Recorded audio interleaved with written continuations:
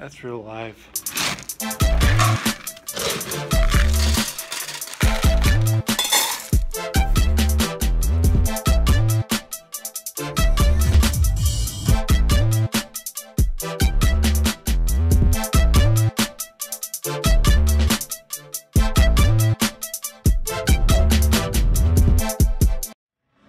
Larry Bird, right when I walk in, telling me I'm gonna win this.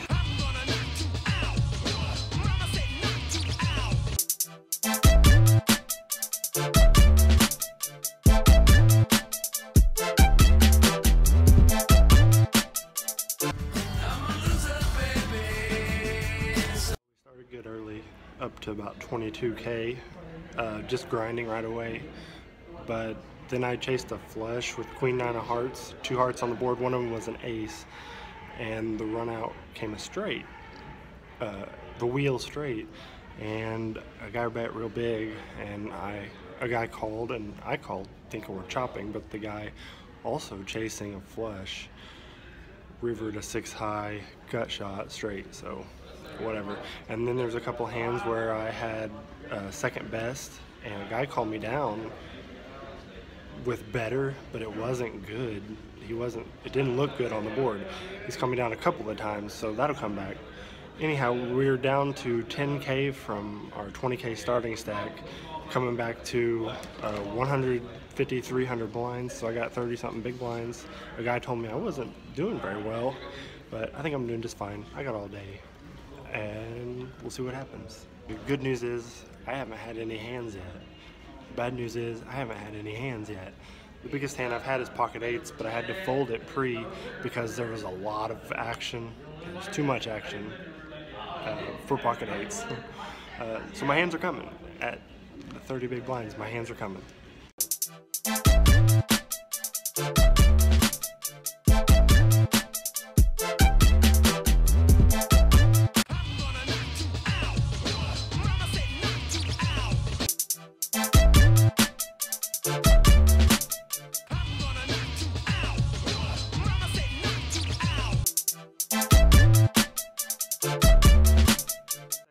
And we're up to 50 big blinds, about 27K. I've come back to 4.8, so it's a little under 50 big blinds, but it's more to work with and ready to play some poker. Make that more like 35 big blinds. I'm not sure what I was thinking when I said 50. It was because I had 30K at the 3-6 level. Okay, I only have 34 big blinds, which is still enough for me to work with.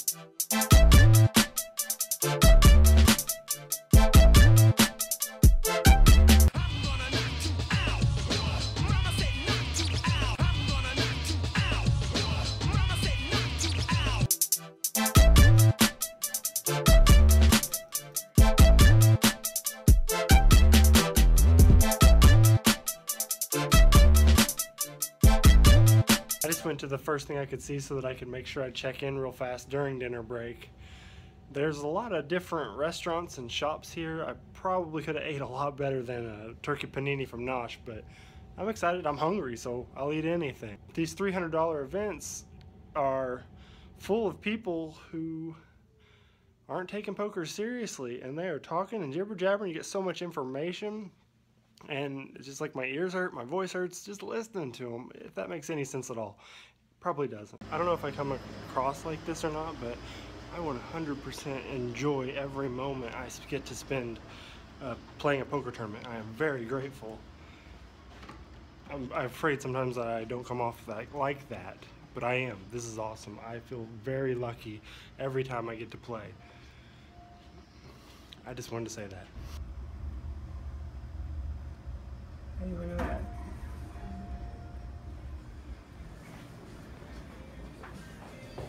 That's a cool view of where I'm getting ready to walk through, you know, the big glass ceiling. Love it. I'm kind of embarrassed to admit that when I was down under 7K and I had just under 20 big blinds, I don't even remember what it was, that I was already thinking about whether I was going to re-enter that same flight or buy in for the new flight. That is not very positive thinking. I wish I wouldn't have thought like that, but we've grinded past it, and now I can do work. There's 35 people remaining in this flight. 17 people will get min cash, and then 14 people will make day 2. Day 2 is the goal.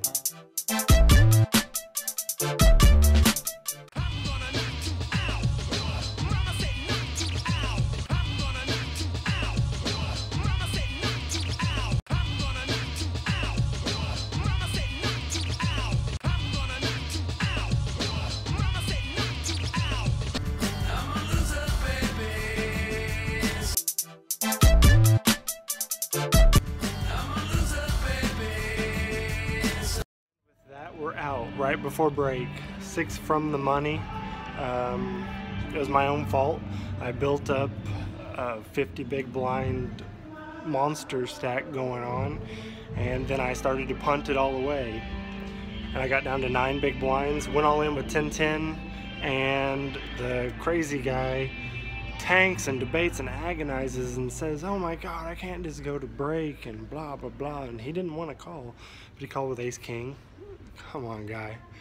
And the run out was all rags, and he said good hand, and he said, "Oh wait, I caught the wheel." He rivered the wheel. My own fault. Like I said, I'll describe what happened somewhere in this video, but I pissed it away myself, and we'll be back next week for the main.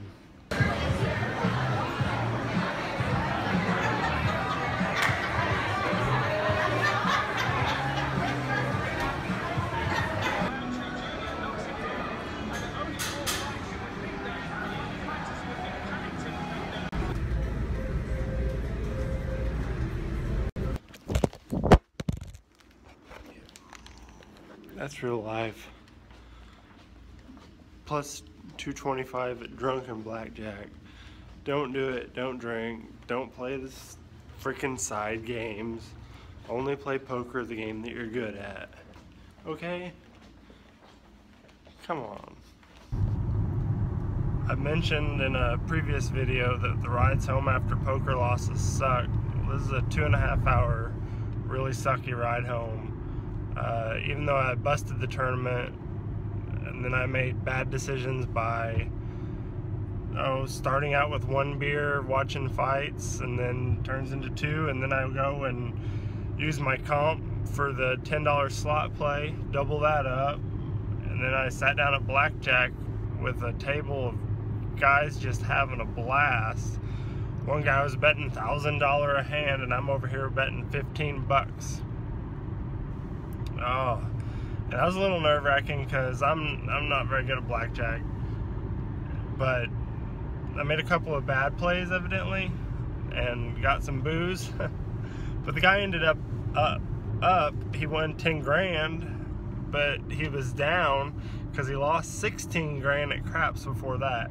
I can't even imagine risking all of that on these types of games. I had a hundo that I probably shouldn't have risked, but ended up doubling up, tripling up, getting plus 225, or yeah.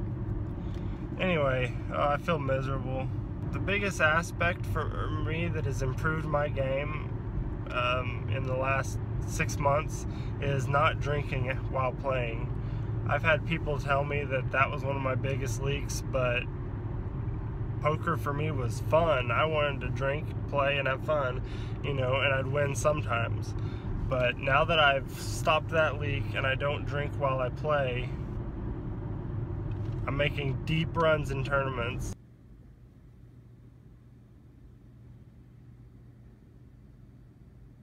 When I busted the tournament this weekend, I was quick to say that I didn't know what happened. I spazzed out and blew half my chips off of a silly bluff. You know, on the outside, I lost with King Jack bluffing on a rag board. Half my chips were gone. I bled away down to 9 big blinds and lost an all-in with 10s against Ace King. That night, I got intoxicated and played blackjack, and I tweeted at Jared Tendler. I'm not sure if you're familiar with him. He wrote The Mental Game of Poker, and he's coaches a lot of poker players on The Mental Game of Poker. Monday morning, I awoke and downloaded the Audible book, which I've listened to most of. Monday mid-morning, Jared tweeted me and said that I probably hadn't gotten to the root of what was causing my downfall or the emotions there. And after reading or listening to just the first few chapters, I quickly realized that a lot more happened than I was realizing while I was playing poker. And it blows my mind. Until you hear it, you don't realize it. But it turns out a lot led up to that King-Jack hand. You know, I started at a table that was just full of crazy people and lots of talkers. I didn't see any cards at that time. I was playing snug, solid like usual. And then I got moved to another table and started seeing bigger hands. And with those bigger hands, I was making raises. I took a few down, lost a few. And then I got moved to the final table that I was at, and it was more of the same. When I started getting hands, I took them down, most of them with no showdown. And then something that I wasn't realizing at the time happened. Early positioned, I played a hand that was Jack-9 suited. There was a raiser before me, and I called the raise. And the flop came 7-8-9. The raiser was active before me, and he c-bet. And for reasons unbeknownst to me, I re-raised him and took it down. That is way out of character and way loose of my calling range early position after a raise. One of the things that I was doing was I was getting my hands on the button early at that table, and there was a guy who was pretty much a fish. He was catching some big hands to bust players. He had made a comment about how I don't like people raising my button because I would 3-bet, but I was catching big cards. But I chuckled at that. It turns out that all of this emotion was building up along the way. I started getting a little mental malfunction and lost my mind, you know. I went from tighter hands to a lot more loose openings, and when the hand came down in question, the gentleman who I thought was fishy and was talking, I thought, crap, he raised, and I called with King-Jack in a position that I normally would have easily folded. So when the flop came out all rags and he checked, I bet I was taking that pot down. I knew I was taking it down, and he wasn't going to win it. He called, he sighed. He sighed really big and called. That isn't obvious. He has a damn good hand. And I knew it. I thought it to myself. But when he checked the turn, which was a 10, I was winning. So I bet 20K at that point, which was quite a bit, and he insta-shoved, and I had to fold. And then, you know, at that point, I still had 23 big blinds. So when I think that I led off to 9 big blinds, I actually continued to play limp and play raised hands with weaker hands than I would normally do. So I got myself in that 10-10 position by getting overly emotional. And what I believe from Jared's book, if I understand it right, is I likely had winner's tilt and some control issues, which is there's so much more to go into than this, guys. I just wanted to touch on it a little bit.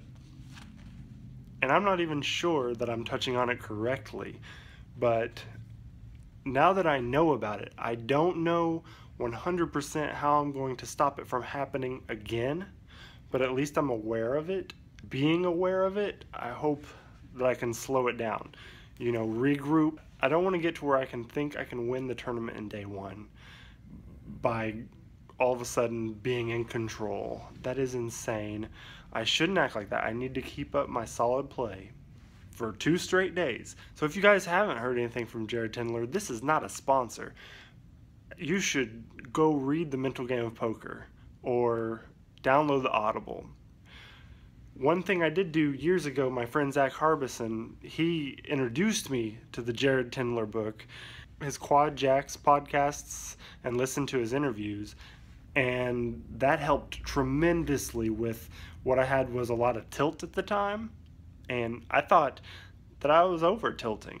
But it turns out there's a lot more than just rage tilting. And I hope to learn more about it. And I hope you guys can too. And I hope I can stop saying and. This is getting long. So if you would, subscribe and leave a comment below. Tell me what you think about the mental game of poker.